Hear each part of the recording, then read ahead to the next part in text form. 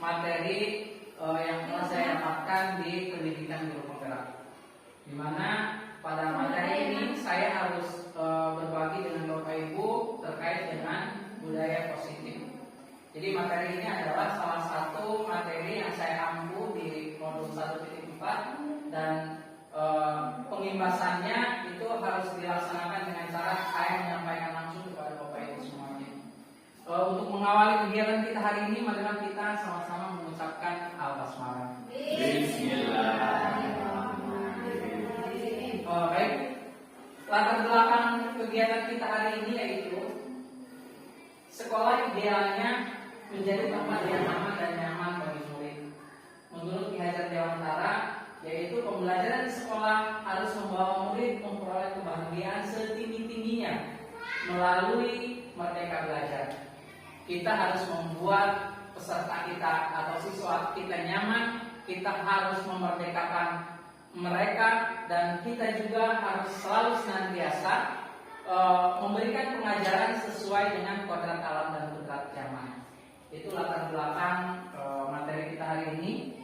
Adapun tujuan pembelajaran kita atau tujuan dilaksanakannya diseminasi pada hari ini, yaitu kita menginginkan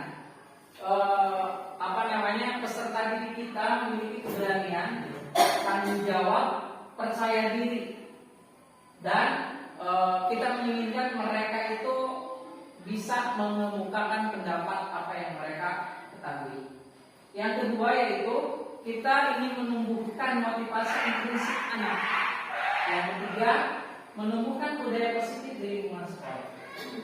Dan yang keempat, yang keempat, mewujudkan pembelajaran yang berpihak pada murid. Kelima, menumbuhkan budi pekerti yang baik, tanggung jawab, disiplin dan komitmen. Dan yang terakhir adalah mengajarkan murid untuk mencari solusi dari suatu permasalahan yang mereka hadapi. Berikutnya, capaian pembelajaran kita pada siang hari ini yang pertama, memahami konsep budaya positif yang ada di dalamnya. Terdapat di situ ada paradigma, stimulus respon, teori kontrol, 3 teori motivasi, perilaku manusia, motivasi internal dan eksternal, keyakinan kelas, hukuman dan penghargaan, 5 kebutuhan dasar manusia, dan 5 posisi kontrol. Dan yang terakhir adalah segitiga restitusi. Ini adalah capaian materi yang akan kita pahami, akan kita pelajari pada siang hari ini.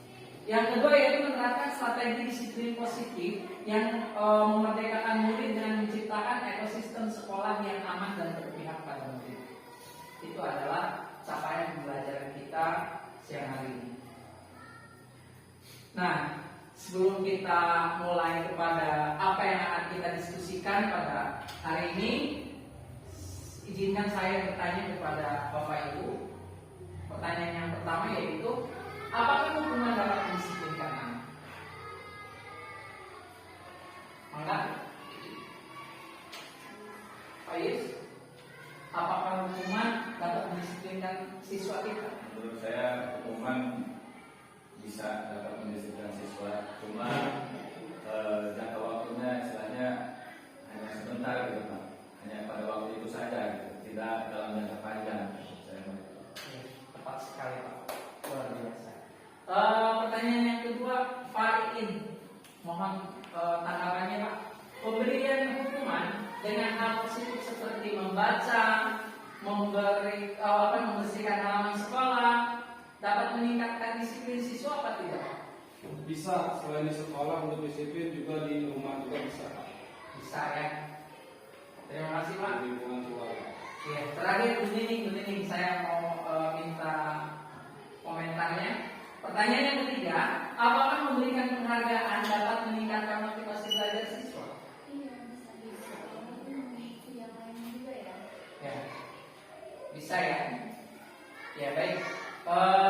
Itu versi kita Bapak Ibu. Nanti untuk lebih memahaminya, mari kita sama-sama ketahui apa sih itu disiplin positif dan nilai-nilai kebajikan ini bersama. Nah ini materi kita yang pertama, yaitu tentang disiplin positif. Baik Bapak dan Ibu, kita sering memiliki sebuah ilusi ya, bahwa kita terkadang berpikir guru itu bisa mengontrol murid. Kita juga sering beranggapan berpikir bahwa kritik bisa membuat orang merasa bersalah dan menguatkan karakter. Berikutnya, penguatan positif, efektif dan bermanfaat. Terakhir, kita sering beranggapan bahwa orang dewasa memiliki hak untuk memaksa. Nah, ini sebuah ilusi ya Bapak Ibu. Ilusi ini hampir mendarah daging pada karakter guru-guru pada zaman dulu ya. Tapi ya mudah-mudahan nanti setelah kita memahami budaya positif ini, ilusi-ilusi seperti ini itu sedikit demi sedikit bisa menghilang dari benak kita. Karena kenapa? Karena siswa itu memiliki karakter, potensi, dan kemampuan yang berbeda-beda, serta memiliki sikap yang berbeda-beda, serta memiliki penerimaan masukan juga yang berbeda-beda. Mungkin di sisi lain kita pernah melihat ada anak ketika kita kasih tahu cepat dia memperbaiki kesalahannya. Akan tetapi ada salah satu anak yang ketika kita kasih tahu, anak tersebut mengulangi lagi kesalahan yang dia lakukan dan terus-menerus seperti itu. Baik, nah ini adalah berikutnya perubahan paradigma yang harus kita kita yakini. Bapak Ibu, tadinya saya menginginkan kita berhalusinasi atau kita mempraktikkan gitu ya. Jadi kita misalkan punya benda yang berharga di tangan kita.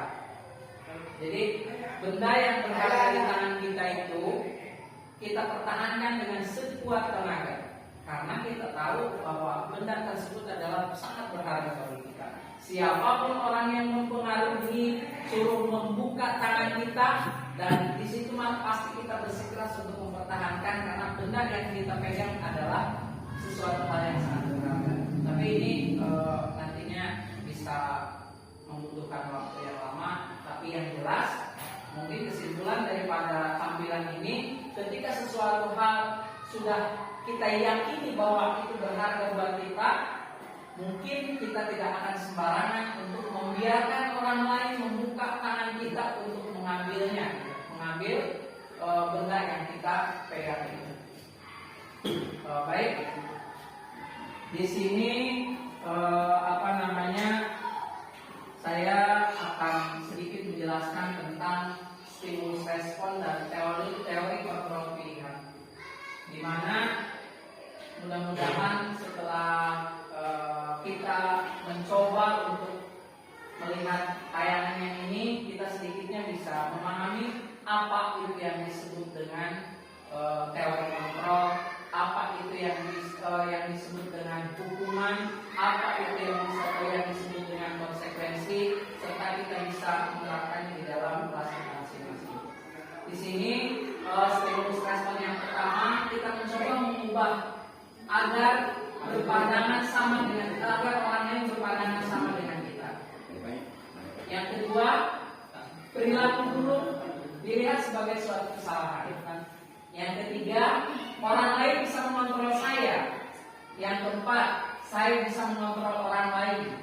Yang kelima, pemaksaan ada pada saat rujukan gagal.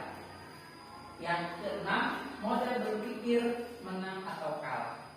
Itu yang disebut dengan stimulus respon.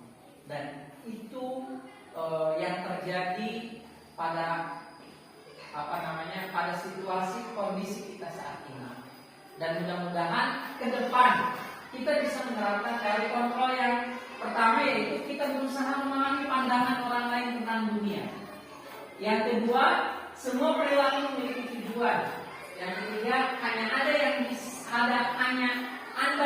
bisa mengontrol diri Anda. Yang keempat adalah Anda tidak bisa mengontrol orang lain. Yang kelima, kolaborasi dan konsensus. menciptakan pilihan-pilihan baru, dan yang terakhir adalah model berpikir menang-menang. Ini adalah teori yang harus kita yakini bahwa tidak ada yang bisa merubah diri kita kecuali kita sendiri. Oleh karena itu sebetulnya nyambung dengan apa yang kita pegang tadi. Ketika kita sudah memiliki pendirian, ketika kita sudah memiliki keyakinan itu akan kita jaga semaksimal mungkin. Konsistensi itu akan kita pegang sehebat mungkin. Kita tidak mudah terpengaruh oleh orang lain seperti ini. Baik, berikutnya di sini ada makna kata disiplin. Kita baru mau masuk nih ya, baru mau masuk kepada materi kita bahwa Bapak dan Ibu, disiplin berasal dari bahasa Latin. Asal katanya adalah disiplina, yang artinya adalah belajar. Di mana makna asal dari kata ini berkonotasi dengan disiplin diri dari murid-murid Sokrates dan Plato. Disiplin diri membuat orang menggali potensinya menuju sebuah tujuan yang dia hargai. Selanjutnya silakan Bapak Ibu dipahami sendiri bahwa kata-kata disiplin adalah sebuah pembelajaran. Kata-kata disiplin adalah sebuah sesuatu hal yang dilakukan oleh seseorang pada orang lain untuk mendapatkan kepatuhan. Kecenderungan umum adalah menghubungkan kata disiplin dengan ketidaknyamanan, bukan dengan apa yang kita hargai dalam mencapainya. Itu adalah makna dari kata disiplin. Nah, ini ada nilai-nilai kebajikan universal.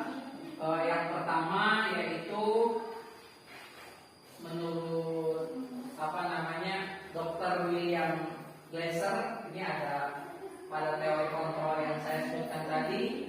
Yang kedua menurut Diane Gosson, ya, ini mengaitkan nilai-nilai kebaikan yang diyakini seseorang, maka motivasi intrinsiknya akan terbangun.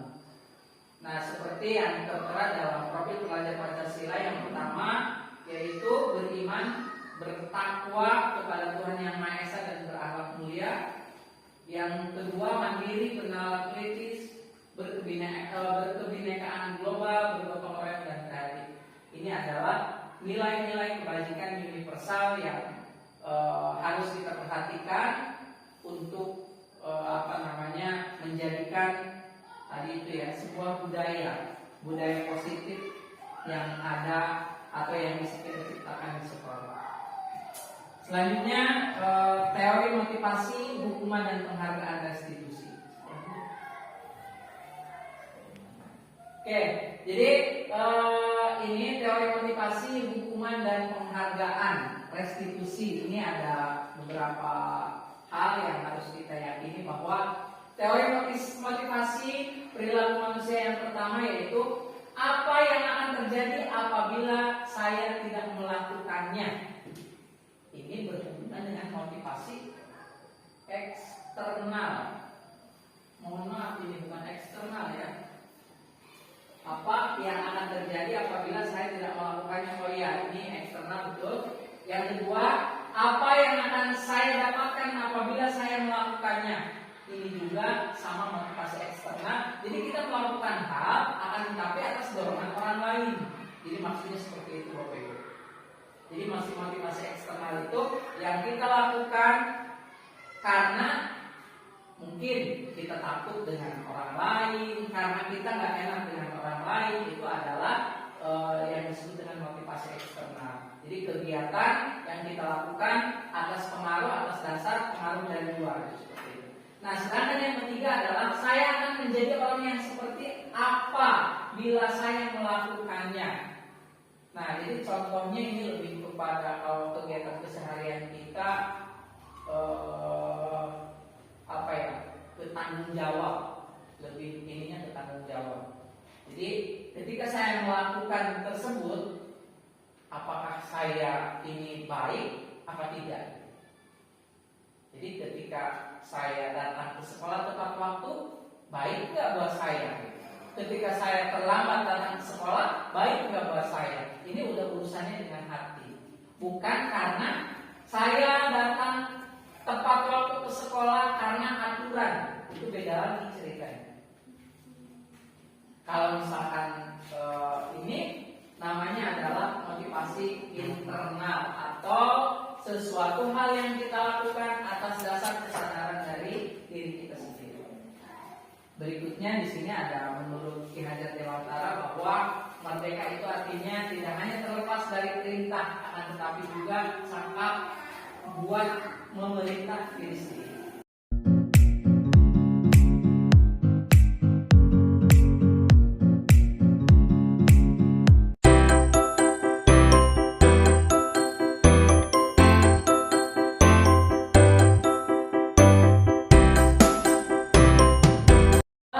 Berikutnya yaitu kita mengenal tentang restitusi, Bapak dan Ibu. Di sini restitusi adalah sebuah proses menciptakan kondisi bagi murid untuk memperbaiki kesalahan mereka, sehingga mereka bisa kembali pada kelompok mereka dengan karakter yang lebih kuat. Jadi restitusi harus kita bawahi adalah sebuah proses menciptakan kondisi bagi murid. Harusnya yang ditebalkan itu proses menciptakannya. Nah, berikutnya restitusi juga merupakan proses kolaboratif yang mengajarkan murid untuk mencari solusi masalah mereka tentunya, dan membantu murid berpikir tentang orang seperti apa yang mereka ingin menjadi, tujuan mulia, dan bagaimana mereka memperlakukan orang lain. Ini menurut teori Diane Dawson tahun 2004. Nah, ada pun ciri-ciri restitusi. Yang pertama yaitu bukan untuk menebus kesalahan, namun untuk belajar dari kesalahan. Jadi restitusi itu harus digarisbawahi ya Bapak Ibu. Bukan ketika orang salah kita hukum, bukan seperti itu. Bukan ketika orang melakukan kesalahan kita marahin supaya dia berhenti melakukan kesalahannya. Akan tetapi ciri yang pertama adalah kita mengajarkan mereka untuk mempelajari ya kesalahannya itu apa. Mengajarkan mereka untuk menyadari kesalahan supaya mereka sadar, menyadarkan mereka untuk memahami permasalahannya apa sehingga mereka melakukan hal itu. Jadi kalau bahasa filsafat Pak Yus, ketika kita menyelesaikan masalah, kita cari dulu akar permasalahannya seperti apa. Nah, baru di situ kita mengambil sebuah tindakan. Jadi bukan berarti ketika kita melihat orang marah-marah langsung kita marahin, gitu kan? Tidak seperti itu. Akan tetapi kita cari dulu akar permasalahannya apa sehingga dia marah-marah. Setelah itu kita ajak mencari solusi sama-sama. Maksud dari nomor 1 seperti itu. Ciri-ciri restitusi yang kedua yaitu memperbaiki hubungan. Jadi kita terkadang tidak sadar ketika kita membentak siswa, kita tidak sadar bahwa siswa itu sebenarnya dia merasa sakit hati sudah dibentak sama kita. Tapi dengan restitusi ini hal itu tidak akan kita lakukan. Yang ketiga, tawaran bukan paksaan. Jadi kita menawarkan ketika anak misalkan melakukan kesalahan, yuk kita cari solusi sama-sama. Mau nggak kita carikan solusi, ibu atau bapak carikan solusi. Jadi bukan kamu gitu, bukan. Jadi ketika kita melihat anak melakukan kesalahan, kita tawarkan, yuk kita cari solusinya bareng-bareng. Jadi antara kamu dan ibu, ayo kita cari solusinya. Seperti itu. Yang keempat, restitusi menuntun untuk melihat ke dalam diri, bukan dari faktor luar tadi. Yang kelima, restitusi mencari kebutuhan dasar yang mendasari tindakan. Jadi restitusi adalah mencari kebutuhan dasar yang mendasari tindakan. Tadi itu ya yang saya sebutkan di awal. Jadi ketika kita menyelesaikan suatu masalah, tidak langsung, tapi kita cari tahu dulu, gitu kan? Apa nih masalahnya sehingga anak marah-marah, apa nih masalahnya sehingga anak berisik di kelas, apa nih masalahnya sehingga anak tidak memperhatikan ketika dijelaskan, gitu kan, seperti itu. Dan nanti nanti saya tampilkan ada videonya. Yang keenam, restitusi diri adalah cara yang paling baik. Ini cirinya jelas ya itu mah. Yang ketujuh, restitusi fokus pada karakter bukan tindakan. Yang kedelapan, restitusi fokus pada solusi bukan membuat masalah.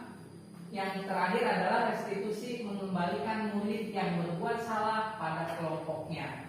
Jadi maksud kelompoknya di sini, ketika mereka melakukan sebuah kesalahan, nanti mereka menyadari tanpa ada penyesalan gitu. Jadi menyadari atas apa kesalahan yang mereka lakukan tanpa ada penyesalan dalam dirinya. Ini ada yang namanya perbedaannya antara hukuman, konsekuensi, dan restitusi.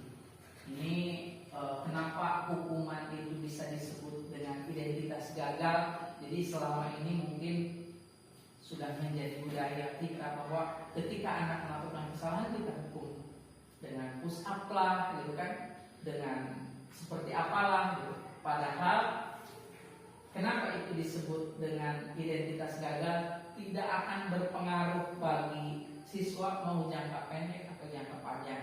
Justru bisa membuat anak menjadi seorang pendendam, bisa membuat anak menjadi seorang yang memiliki sakit hati yang berkepanjangan. Nah, di sini ada bedanya jauh ya. Jadi hukuman itu sesuatu hal yang menyakitkan harus terjadi, sedangkan konsekuensi adalah sesuatu harus terjadi. Sedangkan restitusi adalah atau merupakan sebuah pilihan. Jadi tidak ada tekanan, tidak.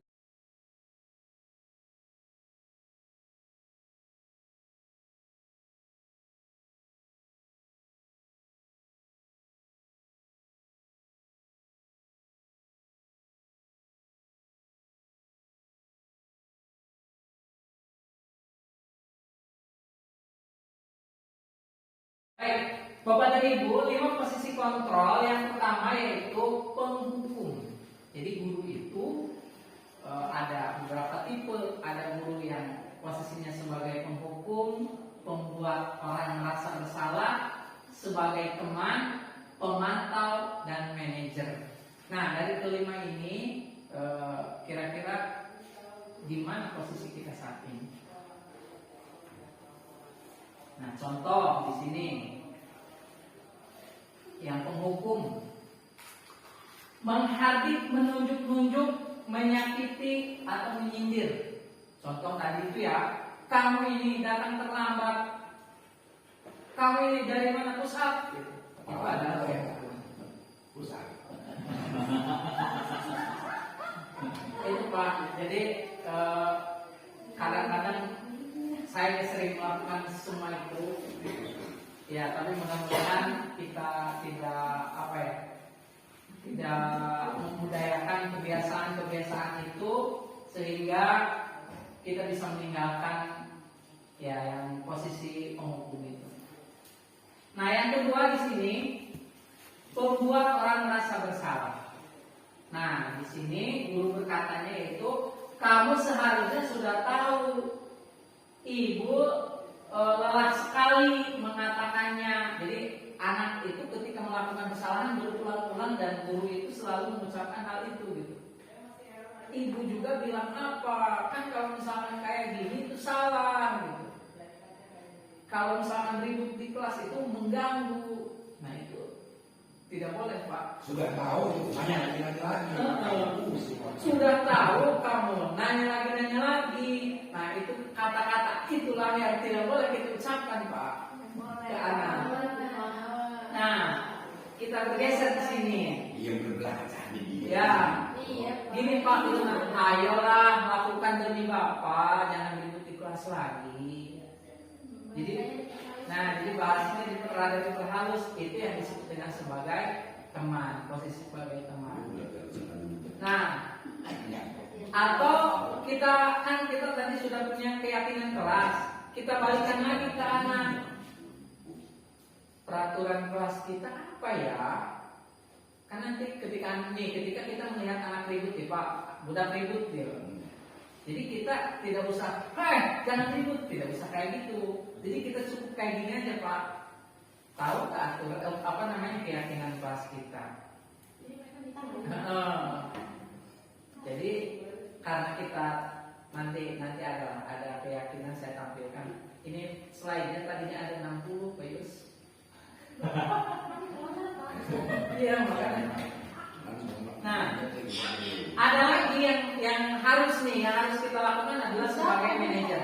Jadi Bapak dan Ibu, ini yang kenapa ini dia berjalan menjadi tabel tersendiri. Jadi yang seharusnya dulu lakukan, yang seharusnya kita lakukan adalah kita sebagai manajer. Jadi mudah-mudahan kita yang ada di sini bisa memposisikan bahwa posisi kontrol yang manajer lah yang kita yang kita laksanakan. Jadi di sini ketika anak melakukan sebuah kesalahan, yang kita tanyakan atau yang kita ucapkan adalah apa yang kita yakini, apa yang bisa kau kerjakan untuk memperbaiki masalah ini. Jadi tadi itu karena kita sudah punya keyakinan kelas, jadi kita di situ memberikan penguatan lagi kepada anak. Coba apa yang bisa kita di sini kerjakan untuk memperbaiki masalah ini. Jadi seolah-olah bukan hanya kita menyuruh itu kan ke anak, tetapi kita bareng-bareng. Jadi antara guru dan anak untuk bisa memperbaiki anak yang ribut tadi. Nah, di sini kaitan dengan dunia berkualitasnya, yaitu murid meletakkan dirinya sebagai individu yang positif dalam dunia berkualitas. Di sini murid berkata, bagaimana caranya saya bisa memperbaiki ke depan. Dan yang terakhir adalah mengevaluasi diri, bagaimana cara memperbaiki diri. Selesai. Ini adalah posisi kita sebagai manajer. Nah, di sini ada pernyataan, ya. Yang pertama, saya kecewa sekali dengan kamu. Ini adalah membuat orang merasa bersalah. Kamu tidak pernah benar melakukannya. Ini adalah kata-kata penghukum. Jadi ketika kita mengucapkan itu, Pak, yang di sebelah kiri, berarti posisi kita ini yang ada di sebelah kanan. Ayolah lakukan demi ibu atau demi bapak, ini sebagai teman. Apakah kamu mau mendapatkan stiker bintang hari ini? Itu adalah sebagai pemantau. Nah, sedangkan yang terakhir tadi adalah sebagai manajer di sini. Bagaimana kamu bisa menyelesaikan masalah ini? Jadi ketika anak melakukan kesalahan, kata-katanya ini, bisa nggak kamu menyelesaikan atau bisa nggak kamu setelah memahami keyakinan kelas memperbaiki kesalahan kamu? Mungkin anak menjawab, insya Allah Pak, saya tidak akan ribut lagi. Insya Allah Pak, saya tidak akan mengulangi kesalahan lagi. Seperti itu. Tapi itu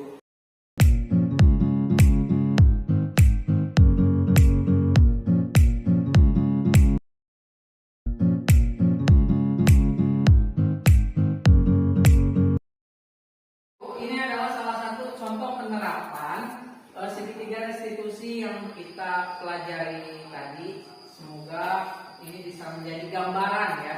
Ini bisa menjadi gambaran ketika menyelesaikan sebuah permasalahan yang dilakukan oleh siswa.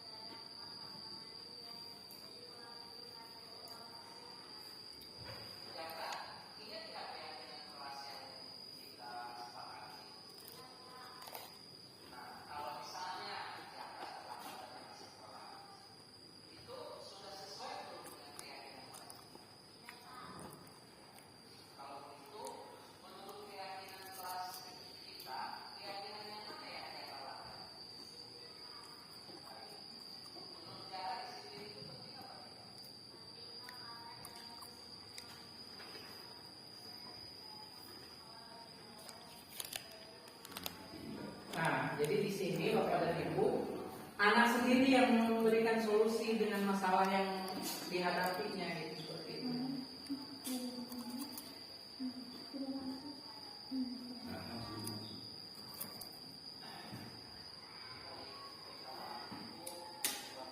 Pasal 12.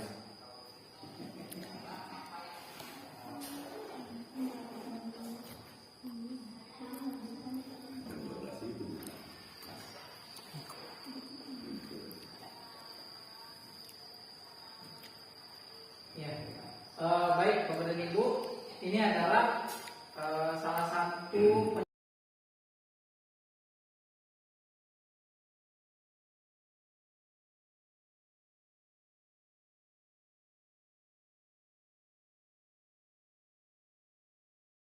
Ibu, demikian yang bisa saya sampaikan dengan materi kita pada hari ini, yaitu tentang disiplin positif. Di sini teori kontrol atau teori pilihan menurut Dr. William Glasser.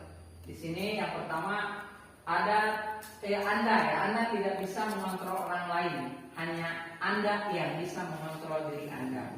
Jadi kita tidak bisa memaksakan apa tentang kita sebenarnya. Kita cukup memberikan sebuah stimulus saja gitu ya, sebuah masukan-masukan, sebuah hal-hal yang bisa meyakinkan orang lain seperti itu.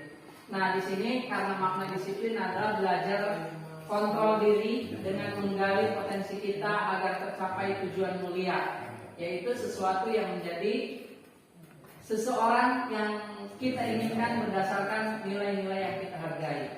Nah, di sini yang kedua adalah semua perilaku memiliki sebuah tujuan sesuai dengan teori kontrol di sini. Teori motivasi ya, mohon maaf, yaitu untuk menghindari hukuman, untuk mendapatkan imbalan, dan yang terakhir kenapa ditebalkan adalah untuk menghargai diri kita sendiri. Jadi yang kita inginkan adalah yang ketiga ini, yang ditebalkan bahwa sesuatu yang kita lakukan atas dasar kesadaran diri kita dan kita memikirkan sebuah resikonya gitu, apakah ini baik atau tidak buat diri kita. Nah, nilai-nilai kebajikan universal yaitu bisa dibuat atau bisa diawali dengan membuat keyakinan kelas. Dan yang terakhir yang keempat ya, bukan yang terakhir, yang keempat di sini model berpikir menang-menang, bukan menang kalah. Bukan berarti guru yang menang, murid yang kalah, akan tetapi kita sama-sama ketika ada anak yang melakukan kesalahan, tidak ada yang kalah, tidak ada yang salah gitu. Semuanya itu ada alasannya, dan alasannya itu bisa kita pertanggungjawabkan gitu. Bisa kita sendiri atau anak sendiri gitu, seperti itu.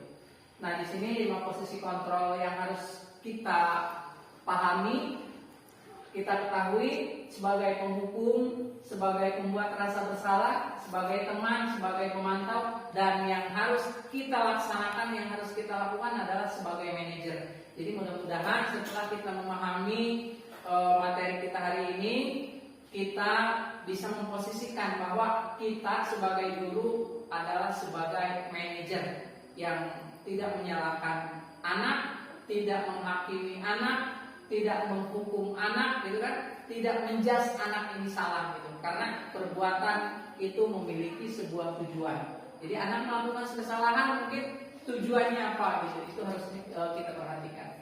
Dan yang terakhir di sini dalam menyelesaikan masalah kita menggunakan sedikit restitusi seperti tayangan video tadi, menstabilkan identitas, validasi tindakan gitu ya, validasi tindakan di sini kebutuhan ya. Validasi tindakan, dan yang terakhir adalah menanyakan keyakinan kelas. Mungkin itu yang bisa saya sampaikan pada diseminasi hari ini. Semoga Bapak Ibu bisa sedikitnya memahami ya, dan bisa kita sama-sama berkolaborasi guna mensukseskan sekolah kita, yaitu SDN Sintaman. Itu saja dari saya, kurang lebihnya mohon maaf. Saya akhiri. Wassalamualaikum warahmatullahi wabarakatuh.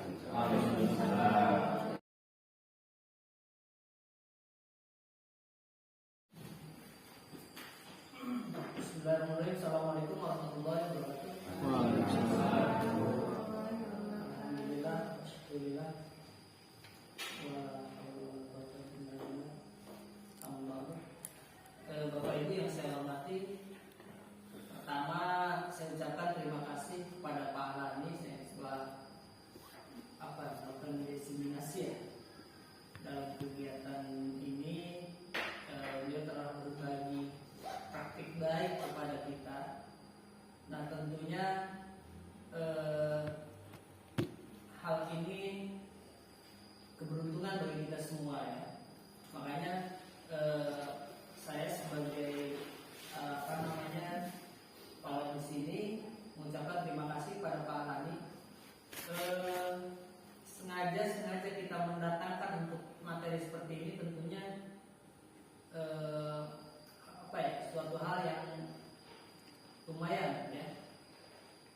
Jadi dengan ke apa ya, keikhlasan Pak Hani untuk berbagi kepada kita ini tentunya apa namanya, hal yang sangat baik. Oleh karena itu saya harap Bapak Ibu, kegiatan ini justru tidak menjadi beban, justru malah alhamdulillah kita dibagi ilmu pengetahuan yang mengenai apa yang disampaikan Pak Hani tadi mengenai disiplin, budaya positif, disiplin ya.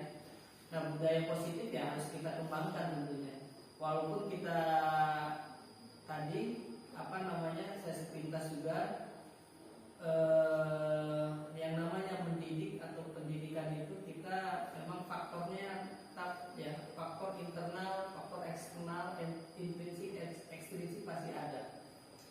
Dua faktor itulah yang mempengaruhi, termasuk apa namanya, bagaimana mendisiplinkan anak ini. Nah, kalau saya lihat di sini teori yang disampaikan tadi, bagaimana kita membangun apa kesadaran anak dari dalam itu, dari faktor intrinsik. Nah, jadi faktor intrinsiknya dari kita mungkin memotivasi anak, tapi untuk membangun faktor intrinsik tadi. Contoh misalkan tadi kita mengubah yang selama ini kita lakukan ya. Ketika anak bersalah melakukan tidak sesuai dengan apa yang kita inginkan, kita anggap melanggar aturan, melanggar tata tertib. Akhirnya yang kata apa? Hukuman, gitu kan? Nah, di sini tadi disampaikan bahwa dengan teori apa, segitiga restitusi tadi ya. Jadi bagaimana kita membangun anak ini sadar akan apa yang dia lakukan, kesalahan-kesalahan yang dia lakukan. Berarti merubahnya dengan ini diri sendiri dari dalam lah gitu. Bukan paksaan dari kita. Tadi itu timbulnya memang ketika kita kasih hukuman, apalagi secara fisik, jangankan secara fisik, secara dengan kata-kata aja kan berdampak negatif. Anak jadi mendam dan lain sebagainya, kesal gitu kan. Dan akhirnya ketika dia taat aturan pun karena takut. Ketika tidak ada guru, tidak ada yang memantau, dia melakukan hal lagi yang tidak baik. Tapi kalau dari dalam gitu kan, nah tentunya karena kesadaran pasti ada guru, tidak ada guru, dia akan selalu berbuat sesuai dengan aturan. Nah, maksudnya gini Bapak Ibu, teori yang sebagus apapun teori, kalau kita tidak terapkan, tidak terlaksanakan, ya mungkin tidak ada kan dampak baiknya ya. Nah, dari praktik baik Pak Han ini, berbagi ini, mudah-mudahan apa yang kita terima nanti kita praktikkan, kita terapkan di kegiatan kita pembelajaran sehari-hari. Yang jelas budaya disiplin kita itu termasuk belum dikatakan belum tinggi ya, masih dikatakan ya tiap hari kita itu melihat anak-anak kan masih banyak melanggar kegiatan aturan juga, tata tertib itu yang kita anggap seperti itu kan, baik dari pakaian, kedatangan, sikap belajar dan lain sebagainya. Maka mari kita ciptakan kultur budaya belajar positif ini. Cuma ya harus kita iringi juga dengan etos kerja kita yang baik juga. Ya, etos kerja juga sama kan, budaya kerja kita, budaya positif kita. Artinya kalau kita sinergi, ya kita mendisiplinkan anak. Kalau kita nggak disiplin, ya anak-anak sekarang kan paling membalikan gitu kan. Nah, jadi supaya tadi itu timbul juga wibawa kita, ijazah kita dengan sendirinya, tanpa harus kita keras, tanpa kita harus marah-marah. Jadi dengan kita berdisiplin diri, kita akan etos sendirinya dan gitu. Nah, itu mungkin sekali lagi terima kasih ke Pak Hani sebagai guru penggerak telah berbagi kepada kita semuanya. Ini sangat bermanfaat dan kami tunggu tentunya praktik baik yang lainnya, Pak. Jadi saya di sini sangat mendukung juga teman-teman baik yang di SD ataupun yang dari SMP. Insya Allah masih ada hal-hal yang memang banyak hal yang belum kita ketahui. Contoh ya seperti apa yang disampaikan tadi gitu kan.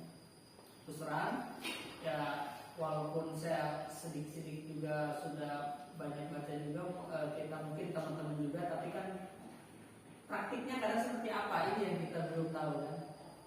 tadi Pak Nadi sudah memberikan contoh melalui videonya bagaimana menerapkan segitiga restitusi itu, gitu kan? Jadi bukan dipanggil anak dimarah-marahin apalagi suruh push up, enggak kan? Tapi pasti setiap anak melanggar itu ada, ya kita harus tahu akan masalahnya apa. Jadi ya paling nanti tentunya kami juga Pak Lani apa ketika masalahnya ini bagaimana gitu penanganannya gitu. Kita perlu ini juga kan, masalah anak kan melanggar disiplin variatif tuh. Jadi apa ya, ini juga mungkin bagian dari psikologi juga, kita harus banyak baca lah, jadi referensi kita juga harus tadi itu harus banyak membaca literasi, bukan hanya kita ke siswa, kita juga guru juga harus, terutama sebagai guru kita harus tahu psikologi anak, psikologi perkembangan, psikologi pembelajaran untuk mengatasi hal-hal seperti itu. Dan ilmu pengetahuan juga terus berkembang kan. Yang saya dapatkan ketika kuliah dulu tentunya ada yang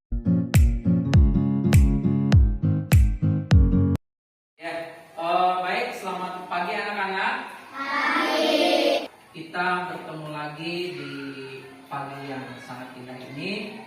Tapi pagi ini kita akan membuat yang namanya keyakinan kelas, di mana pastinya kita itu menginginkan nyaman, tenang, damai, seru ya.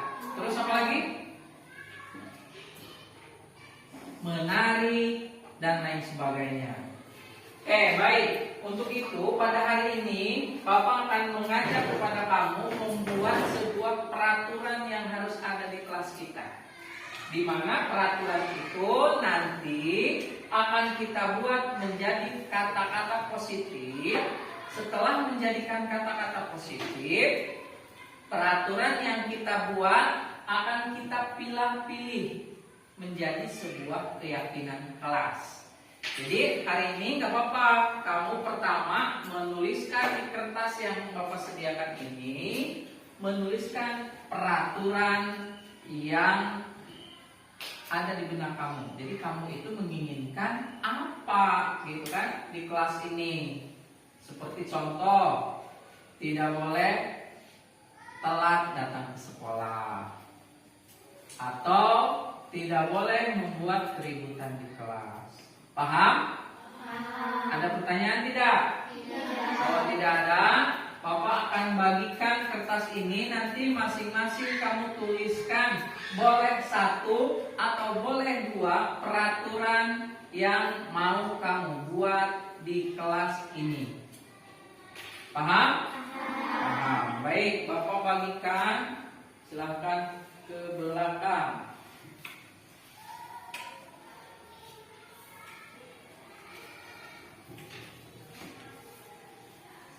Di ininya ya, di warnanya ya, jangan di belakangnya ya, tulisnya.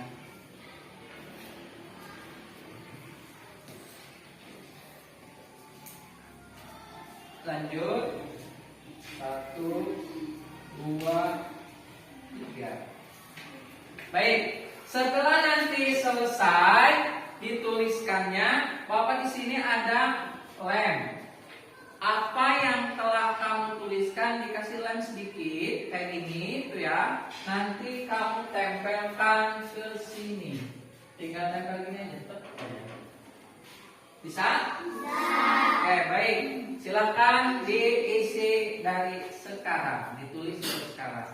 Yang gede supaya Bapak bisa membaca. Tulisan kertas yang Bapak bagikan itu atasnya boleh diberikan identitas, ya maksudnya nama pribadi.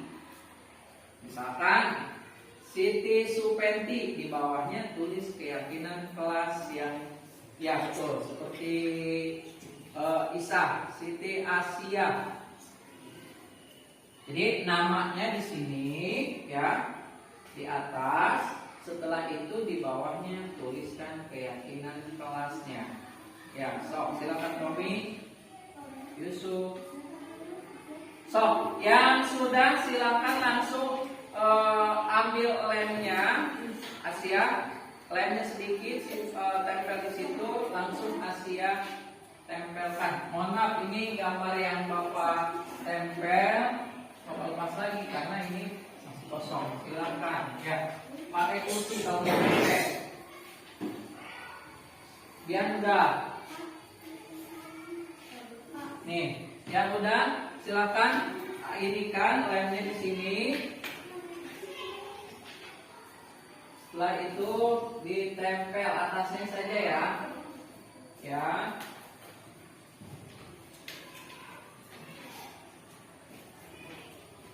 Oh, yang rapi.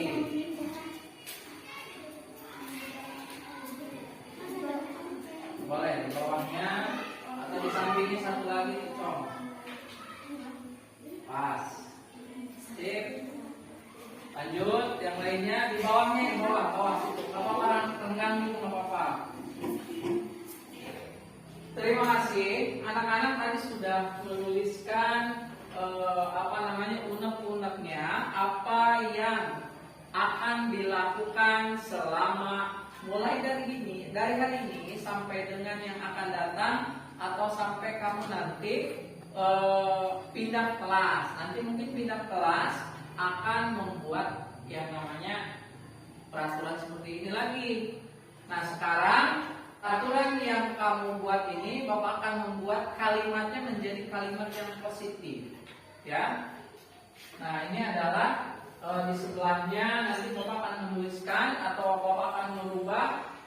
Kalau misalkan sudah positif, berarti mungkin langsung di sini, langsung dipindahkan. Kalau seandainya masih ada tidak boleh, nah misalkan itu kan kata-kata atau kalimat negatif, jadi kita ganti, gitu kan? Kita ganti menjadi kalimat positif. Baik, yang pertama di sini Siti Asia tidak boleh mengganggu. Nah, itu kan masih menggunakan kalimat negatif. Kalimat positifnya apa? Menghormati teman. Satu, Asia menghormati. Yang kedua, tidak boleh ribut di kelas. Kita ganti menjadi kalimat positif adalah menjaga ketertiban kelas. Menjaga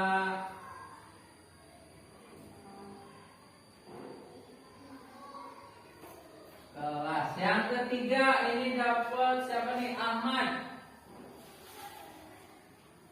Tepat waktu. Positif atau negatif? Positif ya. Tepat waktu, datang tepat waktu ya.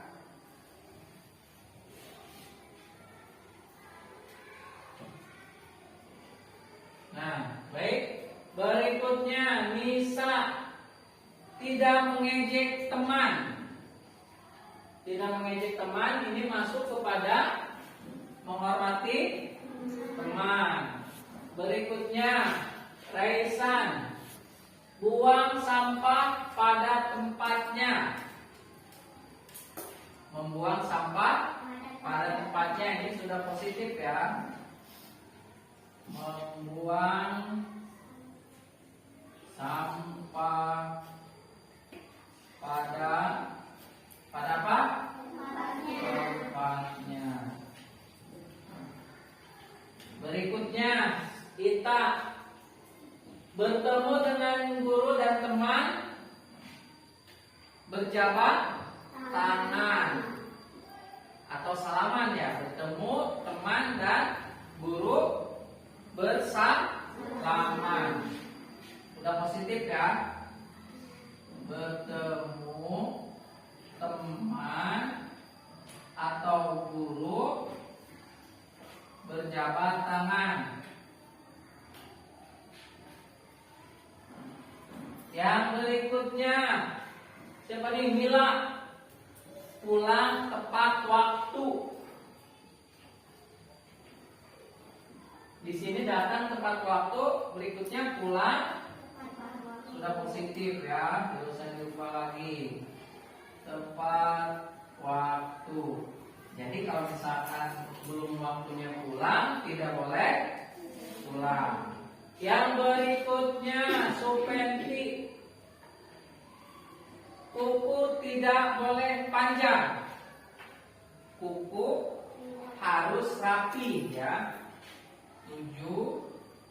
Kuku harus rapi. Berikutnya siapa ini? Siti Sophia. Ucapkan salam ketika bertemu teman dan guru. Positif apa negatif? Positif. 8. Ucapkan salam ketika bertemu teman dan guru. Banyak ya. Baik anak-anak. Tadi kamu sudah menuliskan peraturan kelas. Setelah itu dilanjutkan dengan merubah kalimat yang kamu buat menjadi kalimat positif. Nah, selanjutnya dari 13 ini, nilai kebajikan apa yang termasuk kepada poin 1, misalkan menghormati teman, terus menjaga ketertiban. Nilai kebajikan itu seperti tanggung jawab ya, disiplin, sopan santun, dan lain sebagainya. Oke, baik. Menghormati teman. Itu apa menghormati teman? Masuk nilai kebajikan apa menghormati teman? Disiplin masuk, sopan santun ya. Sopan santun. Sopan santun. Terus menjaga ketertiban kelas. Tanggung jawab. Tanggung jawab. Terus datang tepat waktu. Disiplin. Disiplin. Terus membuang sampah pada tempatnya. Itu adalah tanggung jawab, kewajiban. Tanggung jawab ya. Bertemu teman dan guru berjabat tangan. Itu adalah sopan santun. Pulang tepat waktu. Disiplin. Kuku harus rapi. Kuku harus rapi itu apa? Kebersihan.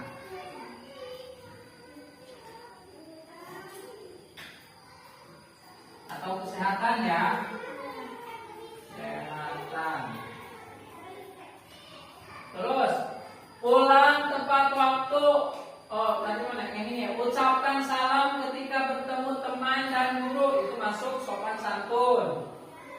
Rambut rapi. Nah, ya. Kerapihan. Tidak mengambil barang orang lain. Apa itu? Jujur ya. Jujur. 6. Jujur. Menjaga kebersihan itu sama ya. Kebersihan atau kesehatan. Mengerjakan PR, tanggung jawab. Izin ketika keluar kelas. Itu juga adalah disiplin. Baik. Dari ke-6 ini ya, silakan masing-masing ini barisan ini 1, 2, 3, 4, 5, 6 masing-masing menuliskan yang ada di sini. Kelompoknya Resan yaitu membuat kata sopan santun, nanti tuliskan di kertas yang sudah Bapak siapkan ini. Kelompoknya Tommy membuat ya atau menuliskan tanggung jawab. Ini disiplin, ini kesehatan, terus kerapihan. Oh iya, ini disiplin, ini tanggung jawab. Oh ini disiplin, kebersihan, kerapihan, jujur. Baik, silahkan ditulis di sini. Boleh pakai spidol, ada yang punya spidol? 3, 4, 5. Satu laginya, bentar ya. Ya, silahkan keyakinan yang nilai kebajikan yang di depan ditulis sesuai tadi tugasnya bagian yang mana.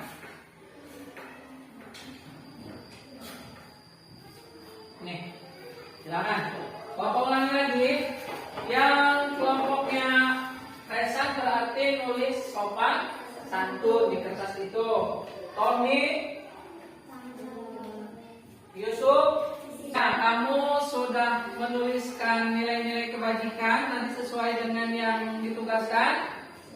Ya, sekarang silakan nilai yang kamu tuliskan tempel di depan. Yuk, mangga silakan.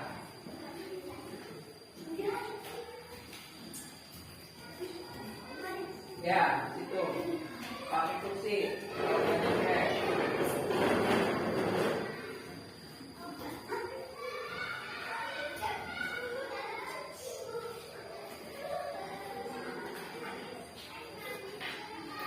Larissa punya spidol kecil nggak? Apa relatif? Apa?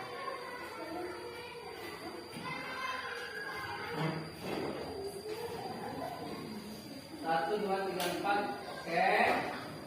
Baik. Sudah semuanya? Nah, kalau sudah, karena ini adalah keyakinan yang akan kita yakini mulai dari hari ini. Oleh karena itu, karena anak-anak yang membuat semua keyakinan ini, silakan satu orang bawa pulpennya, tanda tangan di bawah keyakinan yang kita buat, sekaligus tulis namanya. Yuk, mulai dari Bian. Tanda tangan, tulis di bawahnya namanya Bian.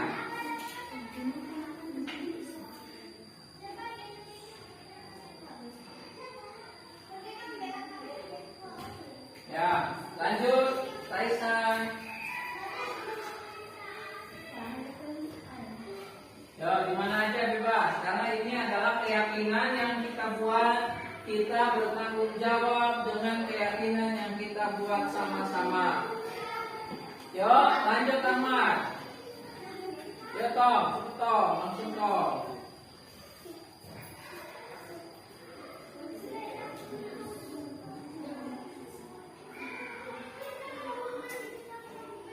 Di bawahnya tulis nama sendiri.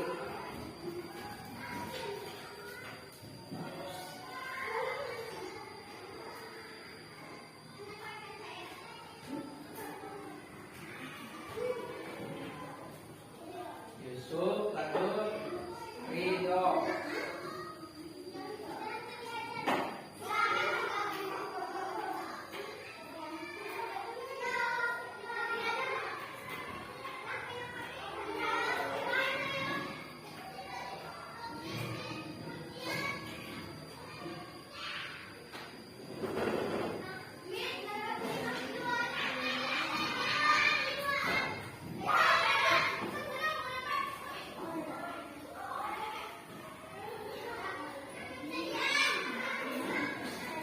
Ya, jalan. Pensi.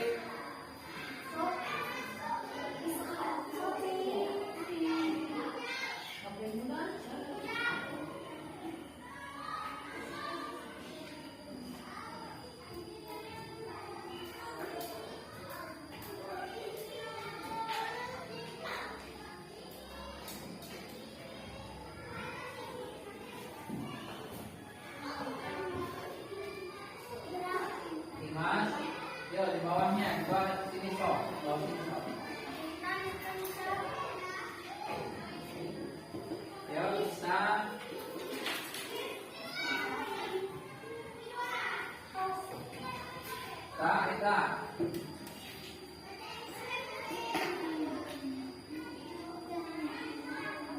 Nah, dengan bertanda tangan berarti kita semua menyepakati apa yang telah kita buat.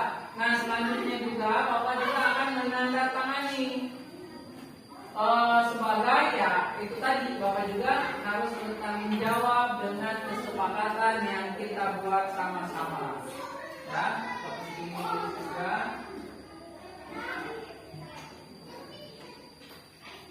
Oke, baik. Anak-anak, demikian apa yang telah kita buat dari awal sampai dengan akhir. Semoga ini bisa menjadi tolak ukur untuk perbaikan kita ke depan. Nah, untuk keyakinan kelas kita hari ini, marilah kita cukupkan dengan sama-sama mengucapkan alhamdulillah. Ya. Assalamualaikum warahmatullahi wabarakatuh. Perkenalkan nama saya Rido. Tadi saya sudah melaksanakan keyakinan kelas. Saya senang bisa melaksanakan di kelas. Semoga saya lebih nyaman lagi di kelas.